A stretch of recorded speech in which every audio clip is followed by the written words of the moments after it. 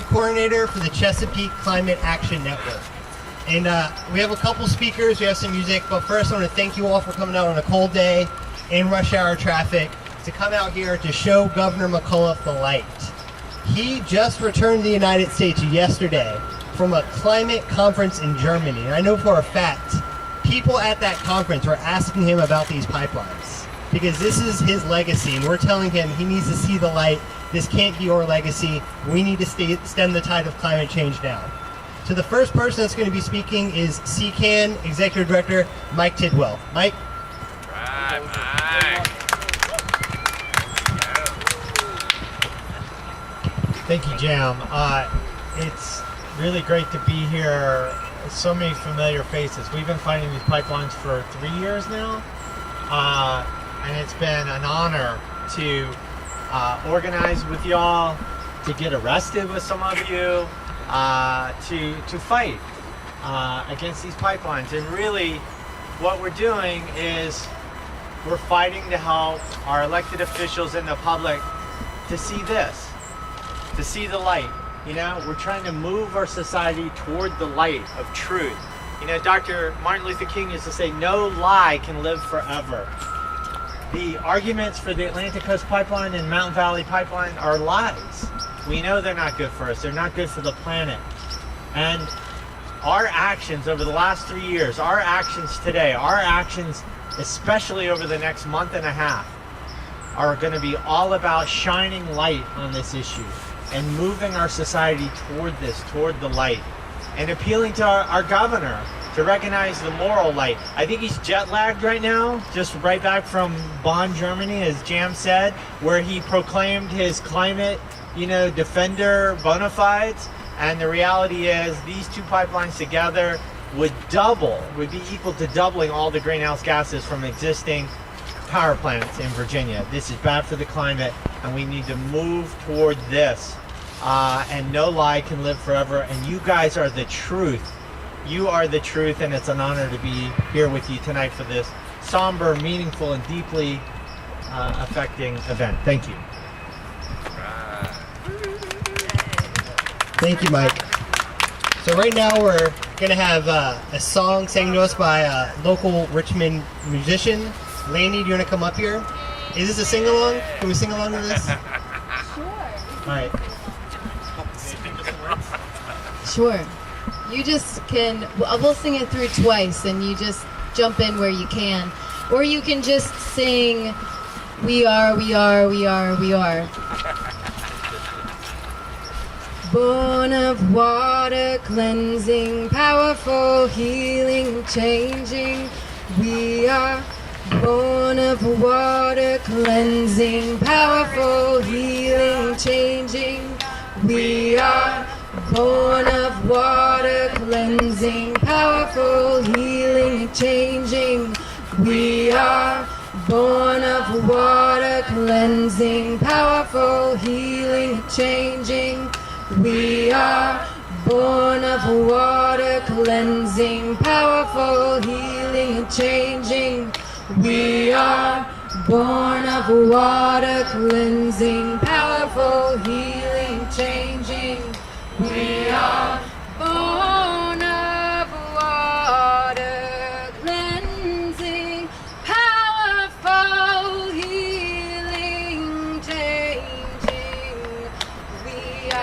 of water, cleansing, powerful, healing, changing.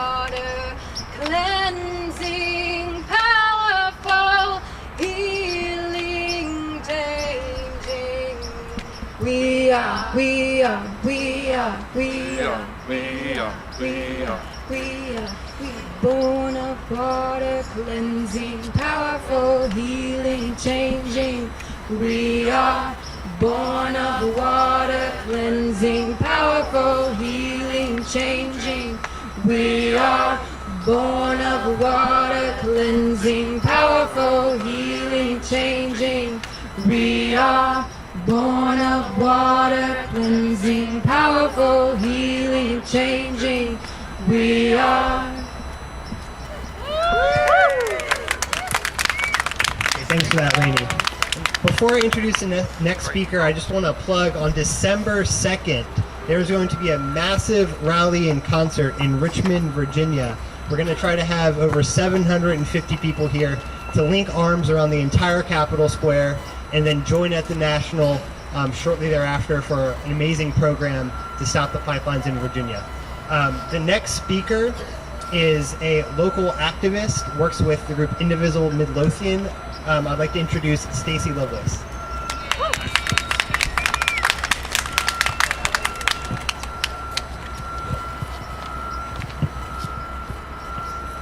Hi, everybody.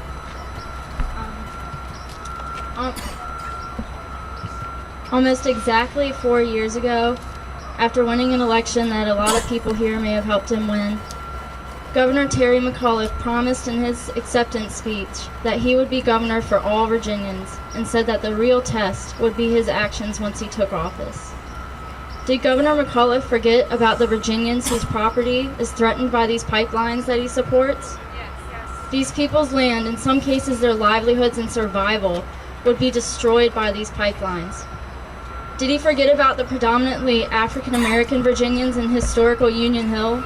They've been targeted to shoulder the effects of the Atlantic Coast Pipeline's only compressor station in Virginia, in an egregious display of racism that extends to the targeting of indigenous communities in North Carolina. Did he forget about the Virginians attached to our beautiful national forests and parks and iconic places like the Appalachian Trail?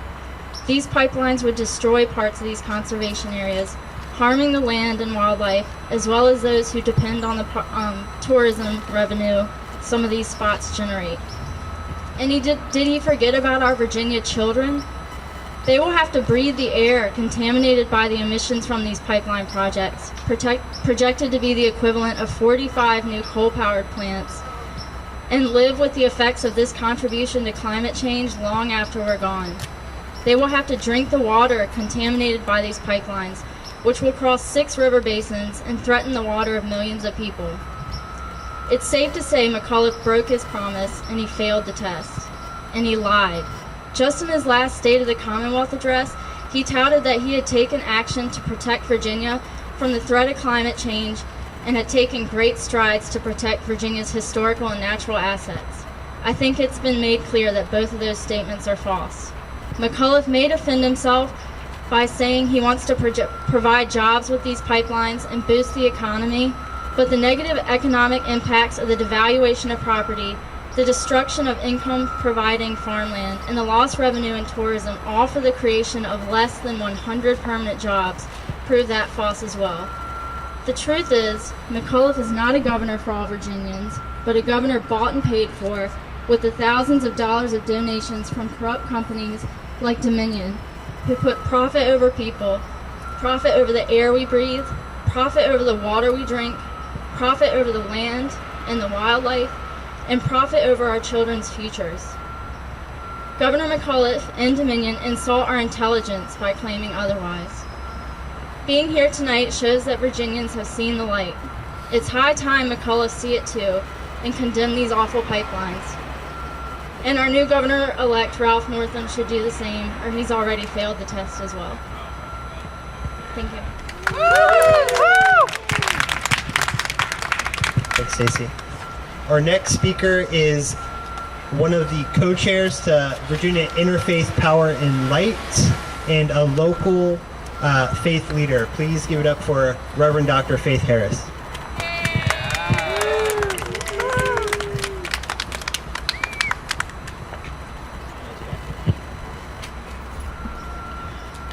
So we're out here as people of faith, or I come as representing people of faith, because we want Governor McAuliffe to know that people of faith care about the environment. We care about climate, we care about our neighbors, we care about the earth, and we especially care that these pipelines are targeting people who are already been targeted, people who are already marginalized, people who are already poor, and people who already have had shared enough of the burden. And so as a person of faith, I think it's so appropriate that we're talking about light, because light is the only thing that dispels darkness. And clearly we have a darkened idea of what makes an economy work well, what makes a community work well. When we think that taking people's lands, when we think that putting a compressor station in a community where they already are burdened with other kinds of pollutants, air and water, and when we put at risk all of our opportunity to have clean water. So we come tonight telling Governor McAuliffe, and in the most respectful way we can, that we need him to do more than talk the talk. We want him to walk the walk.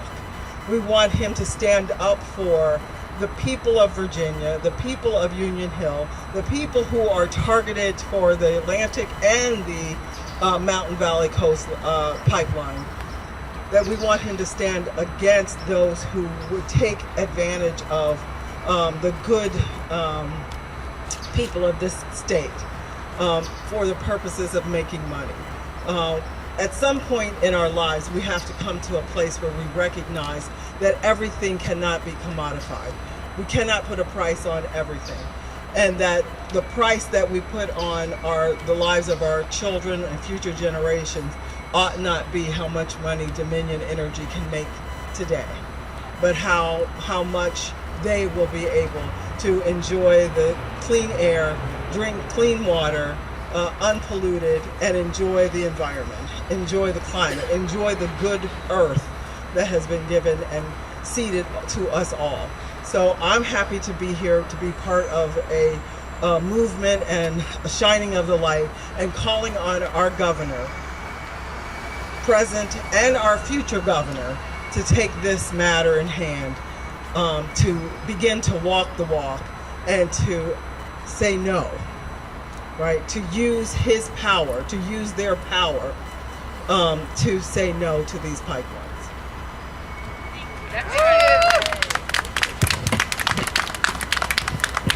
All right, so our last speaker before Lainey finishes up with the song is an organizer for Bold Alliance and also someone that was a leader at the Standing Rock encampment. She's been connecting pipeline struggles all across the country for about a year and a half now. Please welcome Vanessa Bowling.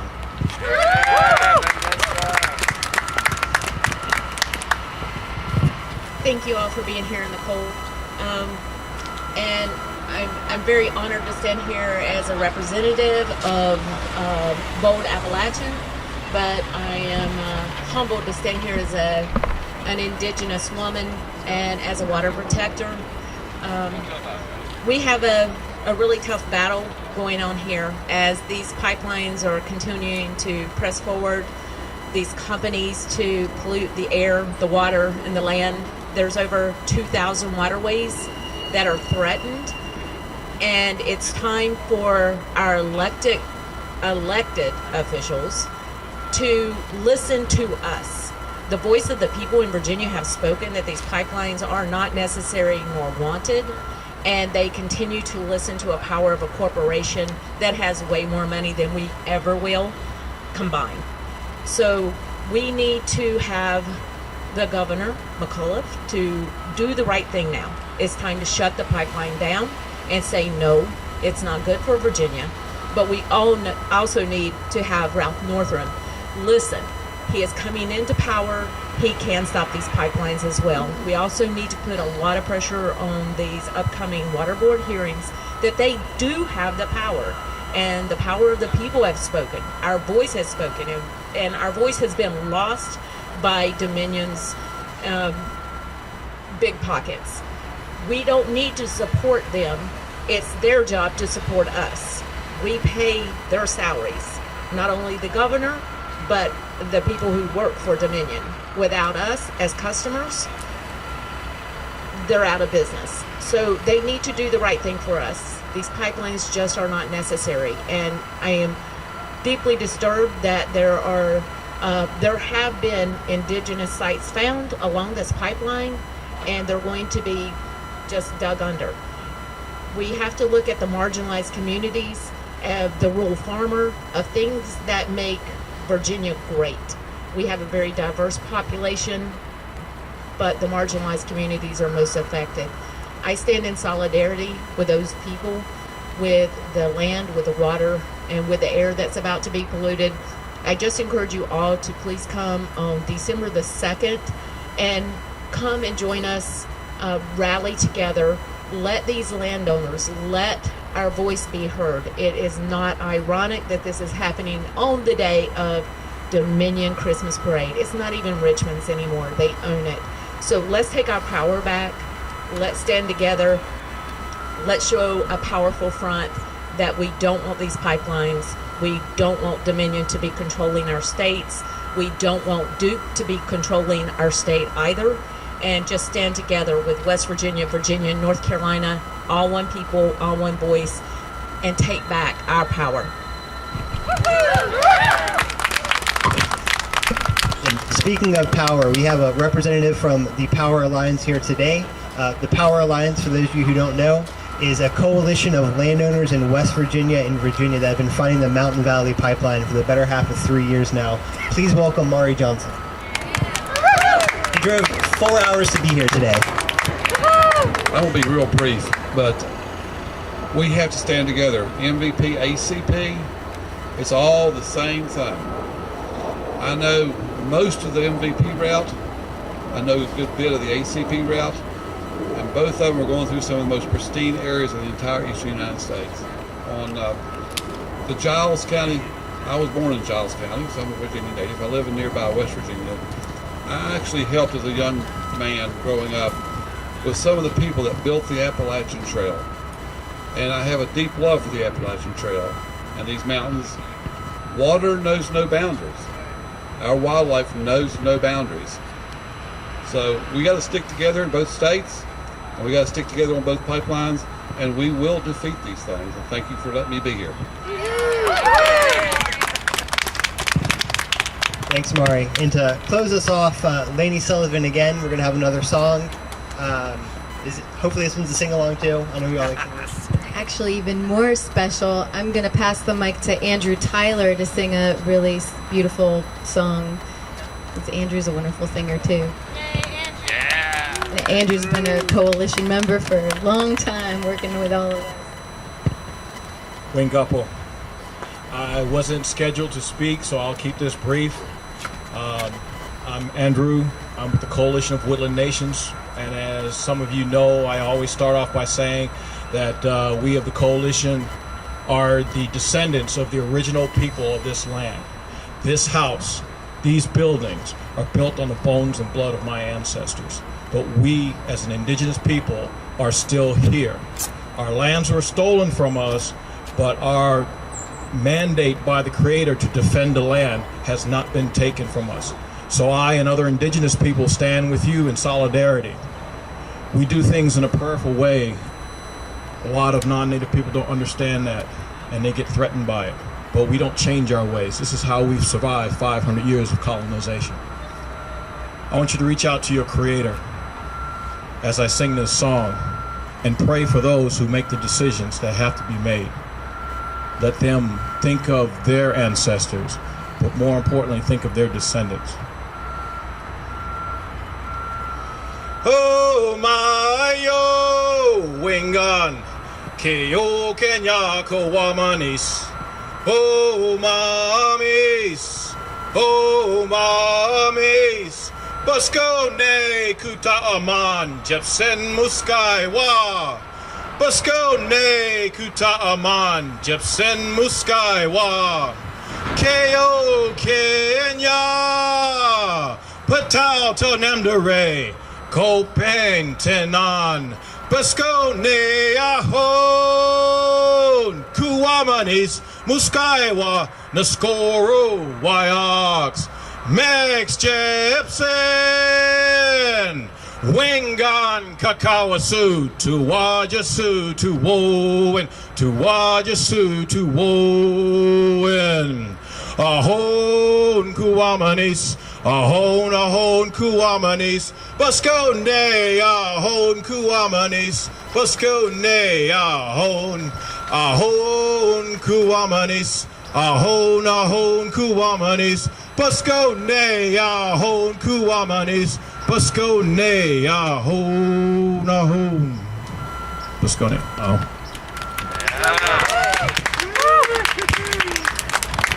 Thank you all again for coming. Right before we leave, though, we want to get a video of everyone lined up, and we're going to have a video just go down the end. And how about this?